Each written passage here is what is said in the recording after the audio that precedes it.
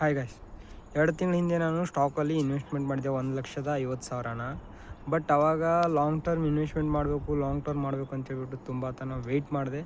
But ಅದು ಮಾತ್ರ ಇವಾಗ 2 ತಿಂಗಳಾದ ನಂತರ ನೋಡಿದರೆ ನಮ್ಮ ಗಾಂಡು ಟೈಮ್ಗೆ ಆ 1,50,000 ಇವಾಗ ಲಕ್ಷಕ್ಕಿಂತ ಕಡಿಮೆ ಆಗಿದೆ.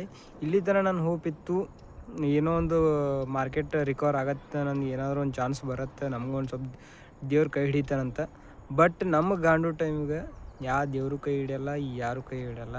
ದಯವಿಟ್ಟು ನಂತರ ಯಾರು ಸ್ಟಾಕಲ್ಲಿ ಇನ್ವೆಸ್ಟ್ಮೆಂಟ್ ಮಾಡಿ ಲಾಸ್ ಆಗೋಕ್ಕೆ ಹೋಗಬೇಡಿ. ಯಾಕಂತ ಕೇಳಿದರೆ, ಸ್ಟಾಕಲ್ಲಿ ಬಂಗಾರ ಮೇಲೆ ಇನ್ವೆಸ್ಟ್ಮೆಂಟ್ ಮಾಡಿದರೆ ಅದು ನಿಮಗೆ ಕಡಿಮೆ ಆದರೂ ಕೂಡ ನಿಮಗೆ ಅದನ್ನು ನಮ್ಮ ಹತ್ತಿರ ಇರೋದಿಲ್ಲ, ಅದು ಆನ್ಲೈನಲ್ಲಿರುತ್ತೆ. ಅದೇ ನೀವು ಬಂಗಾರನ ಆಫ್ಲೈನಲ್ಲಿ ಒಂದು ಮಾರ್ಕೆಟಲ್ಲಿ ತೊಗೊಂಡ್ರೆ ಅದು ಎಷ್ಟೇ ರೇಟ್ ಕಡಿಮೆ ಆದರೂ ನಮ್ಮ ಹತ್ರ ಬಂಗಾರ ಇರುತ್ತೆ, ನಮ್ಮ ಕೊಟ್ಟಿರೋ ರೊಕ್ಕಕ್ಕೆ ಒಂದು ವಸ್ತು ನಮ್ಮ ಹತ್ರ ಇರುತ್ತೆ.